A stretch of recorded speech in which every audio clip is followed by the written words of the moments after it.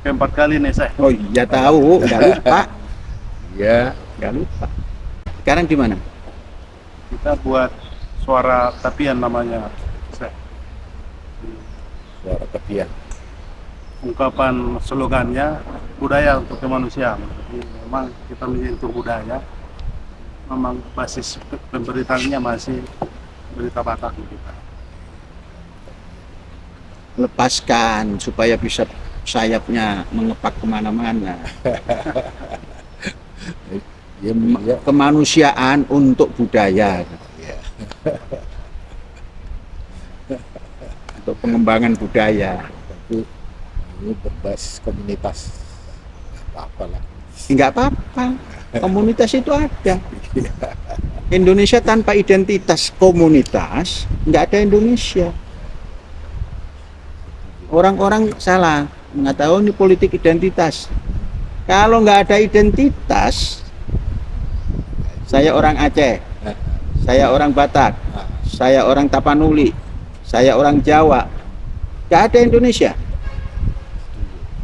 Oh, itu sambung menyambung menjadi satu, itulah Indonesia. Itulah persatuan Indonesia. Tuan Indonesia. Jangan terlalu salah kaprah lah, politik identitas lah apa lah. Sehingga ucapannya tidak bermutu. Saya tadi kan sebut bahwa pendidikan itu membawa kemajuan. Tadi kaitannya juga saya sebut bahwa Indramayu secara keseluruhan tertinggal di bidang pendidikan. Bukan tertinggal, IPK-nya. IPK-nya 5,5. Tentu kalau kita sebut bahwa pendidikan itu kan jalan untuk orang cerdas tercerahkan, kan ruang ini sulit untuk masyarakat awam yang tidak punya dana. Kita secara umum kan terkendala pendidikan itu tidak bisa ditempuh karena dana begitu. Masyarakat yang tidak punya uang tidak bisa tinggi sekolah. Bagaimana pendapat saya untuk orang berlomba-lomba sadar bahwa memang bagaimanapun caranya harus Pendidikan ya. pendidikan. Kita ini rakyat atau pemerintah? Dari sudut masyarakat. Nah iya, masyarakat itu bisa berjalan tanpa pemerintah. Jadi ini kewajiban pemerintah, mestinya malu pemerintah entah daerah, entah pusat. Jangan tatkala malu begitu diserahkan pada rakyat, itulah rakyat nggak mau berusaha. Nah ini tidak betul. Kan kita bernegara ini menyatukan diri. Dulu ada Yong Islami Tenpong, Yong Java, Yong Batak, Yong mana-mana, lebur Yong Indonesia. Ingin kalau sudah mempunyai pemerintah yang sah, itu memperhatikan rakyat yang berbagai-bagai ini. Yang malu bukan mestinya rakyat, bukan rakyat ini. Nggak pakai pemerintah juga bisa makan. Yang malu itu mestinya pemerintah, entah pusat, entah daerah. Kekayaan segini luas, lautan, nah, kok menjadi lemah? Daratan begitu luas, kok kurang makan? Bukan rakyat yang salah, yang mengatur negara.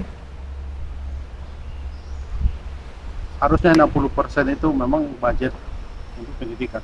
Oh, nggak usah budget begitu, dididik. Kalau budget nanti ya banyak yang hilang, dididik. Dididik. Itu maksudnya Untuk menjadi manusia yang terdidik.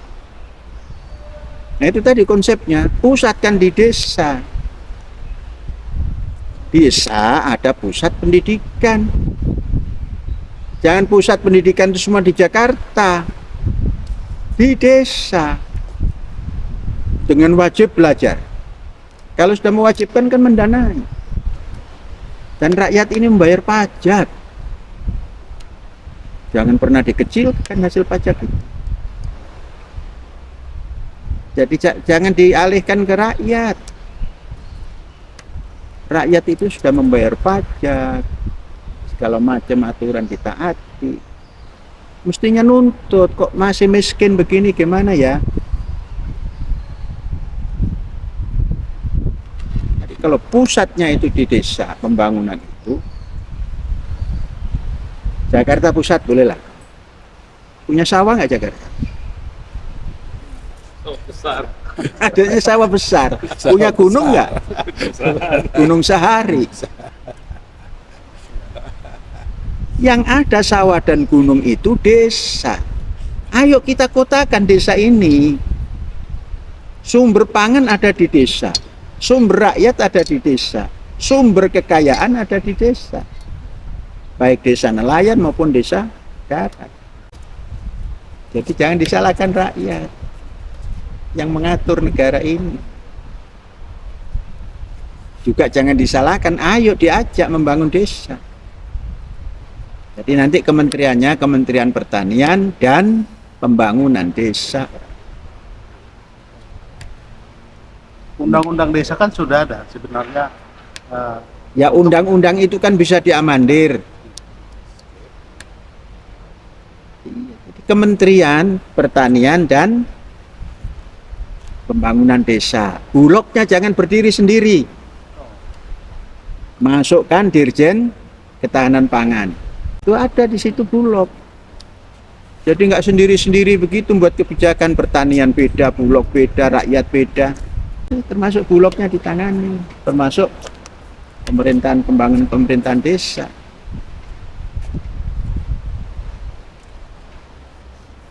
Saya minta waktu juga. Saya kebetulan membaca buku dari Bapak C.H. Robin Simanullah tentang Al-Zaitun. Asasi yang disebut dalam buku itu, bagaimana toleransi dilakukan atau digelar di Al-Zaitun. Yang menulis Pak Robin kok saya ditanya. Ya tentu kan gagasan pemikirannya kan dari Bukan. Yang menulis Pak Robin yang nanya ke saya bagaimana. Tanya pada penulisnya. Iya. Saya mohon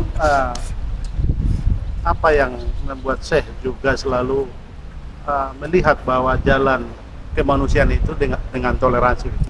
Nah, toleransi itu satu kehidupan pribadi. Sama halnya dan agama.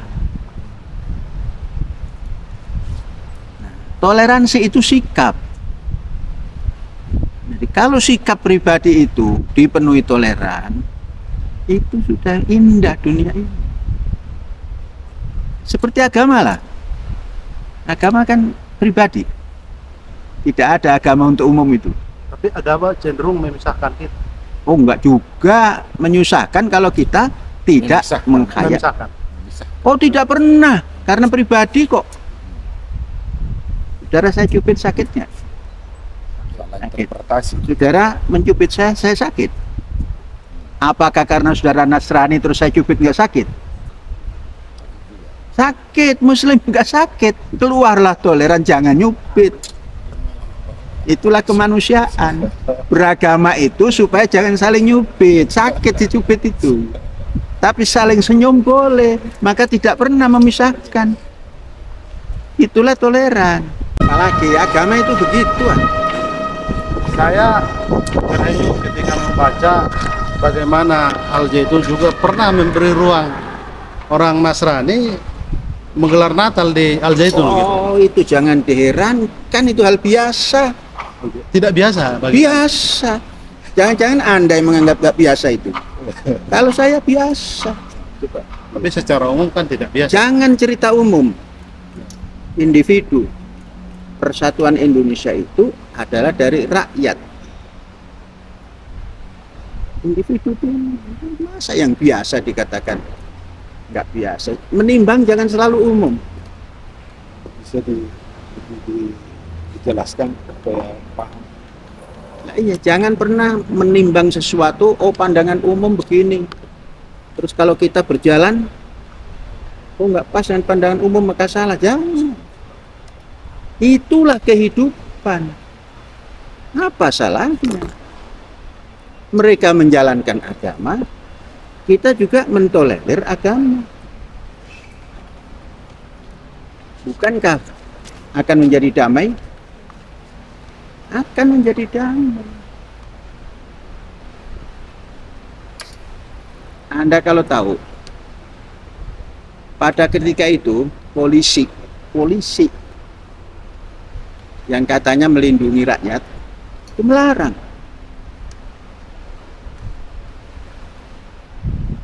Apa saya bilang? Boleh saudara melarang, tapi serahkan pada saya. Kalau dasar Anda, dasar polisi melarang, takut menimbulkan huru hara dan lain-lain, serahkan saya. Tangkap saya kalau ada kejadian apa-apa. Itu kan ikut polisinya senang. Nah itu karena apa? Umum. Artinya dipukul rata. Orang kalau belum membawa toleransi itu di dada dan belum menanamkan agama itu di dada, itu jadi yang halal, yang haram lah, yang bid'ah lah. Kehidupan kemanusiaan nggak ada yang bid'ah. Karena apa? Itu dari ajaran ilahi. Yang bid'ah itu yang mengharam-haramkan itu bid'ah, bukan Tuhan, bukan apa. Tanamkan di sini. Mengapa? Ini pusat yang kita tanya. Sebelum nanya pada Tuhan bagaimana? Nanya dulu. Cocok nggak saya lakukan ini? Cocok. Oh iya. Bukan. Oh perintahmu memang cocok. Termasuk ketika Syekh juga meminta diajarkan bahasa Ibrani di bahasa setan juga saya pelajari supaya ngerti. Apalagi ini bahasa agama. Kalau setan itu punya bahasa saya pelajari supaya saya bisa megang leher setan. Ibrani itu bukan satu najis. Bahasa umat beragama. Bahasa para nabi. Lah belajar bahasa Ibrani. termasuk menyanyikan lagu Haleluya di Haleluya itu jangan dianggap milik Nasrani, milik umat Indonesia yang punya Tuhan. Haleluya, besarkan Tuhan. Nah, kita kan ketuhanan yang Maha Esa. Masa dikecil-kecilkan Tuhan? Ya jadinya seperti hari ini korupsi. Kenapa? Mengecilkan Tuhan. Kalau haleluya, besarkan Tuhan, nggak korupsi. Itu sama dan bertahlil itu. Haleluya itu. bisa ceritakan Syekh waktu yang kami tahu Syekh dan rombongan membawa anak-anak Al-Zaitun juga ke gereja GPB Koinonia di Matraman, Kenapa? Jakarta Timur. Apa keinginan Syekh untuk menunjukkan pada publik Indonesia inilah toleransi? Saya tidak ingin menunjukkan, saya melakukan kata hati toleransi saja. Adapun nanti orang lain mengatakan oh kok begitu ya toleransi, silakan. Kalau nggak setuju silakan, setuju silakan, nggak setuju silakan. Itu persahabatan.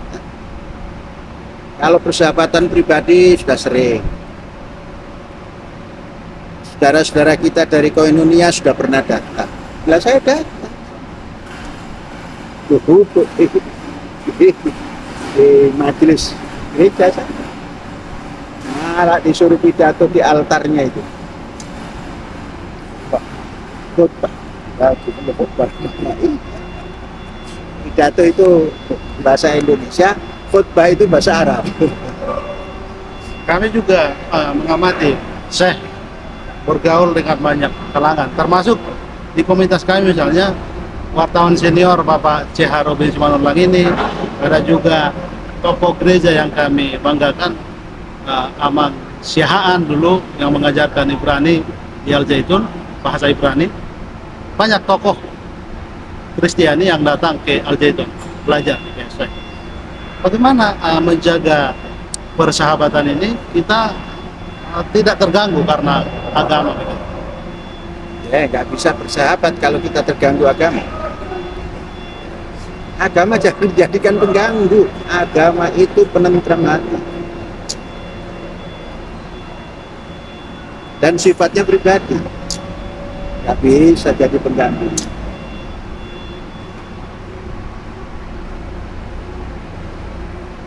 Selama kita itu manusia, kemudian sahabat-sahabat kita itu juga manusia, apa yang menjadi penghalang? Kita tumpahkan kasih sayang kepada ternak yang kita pelihara, ternak. Nah, kenapa sesama manusia jadi penghalang agama? Berarti beragamanya nggak benar. Bukan agamanya, beragamanya tidak benar. Beragama untuk membentuk pagar persahabatan. Kemarin kan waktu Natal itu saya khawatir surat Natal tiap tahun yang saya kirim itu belum sampai, udah kita ucapkan di masjid, masukkan YouTube di masjid. Ya, kalau masih duduk di sini kan orang menganggap oh iya itu di bawah laut, apa di laut. Kalau masjid kan katanya sakral. Ya tempat sakral itulah saya ucapkan. Khawatir surat tahunan yang kita kirim itu belum sampai. Kami itu mengirim setiap tahun. Perangkonya tidak pakai satu-satu, timbang berapa perangkonya. Mengapa kok tidak melalui WA? WA itu nggak ada artinya, hanya baca hilang. Kalau kertas yang datang, wah ini ada risalah. Dari Zaitun, simpan. Itu sarana untuk mendekatkan persahabatan. Al Zaitun yang disebut pusat toleransi itu, kami sejak kecil di Sumatera Utara, kami juga tahu ada wilayah di kota kami, Sibolga dan Pematang Siantar itu dikenal jadi kota toleransi, karena memang sejak dulu tokoh-tokoh di sana bergaul, bukan dipisahkan agama.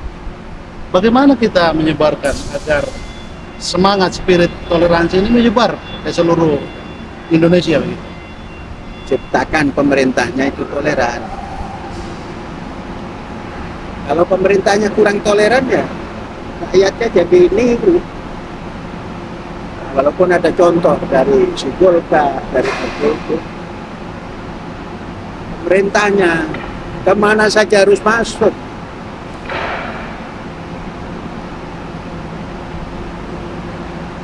Kalau ada komunitas PKI masuk.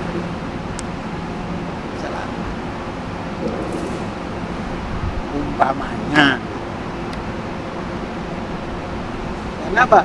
Rakyat Indonesia. PKC saja kita salaman. Partai Komunis Cina, masa PKI enggak? Kecuali kalau dia bukan rakyat Indonesia, jadi urusan kita lah.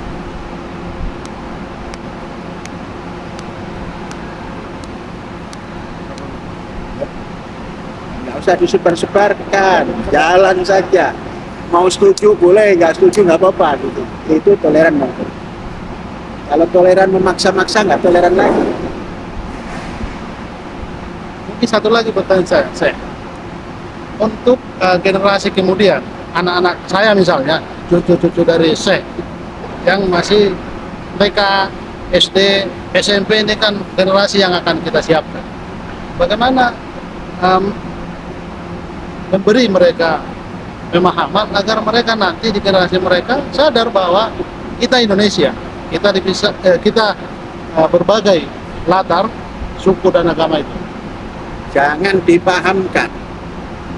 Kalau dipahamkan kadang-kadang lupa. Dibiasakan. Bagaimana membiasakan? Ya dalam pendidikan itu. Kalau masih kanak-kanak di rumah, dibiasakan ya. Anak saya,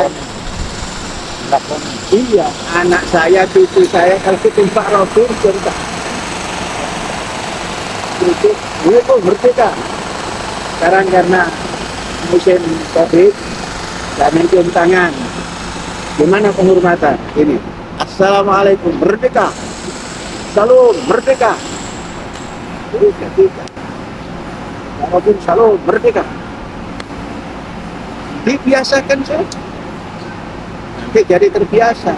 Pendidikan itu pembiasaan. Jadi repetisi. Kalau sudah pembiasaan itu nggak pakai repetisi. Kalau repetisi itu seremonial. Ini tanpa seremonial. Karena sudah terbiasa, nggak pakai diniati sudah jalan. Apa? Itu kebiasaan saya. Nah, itu.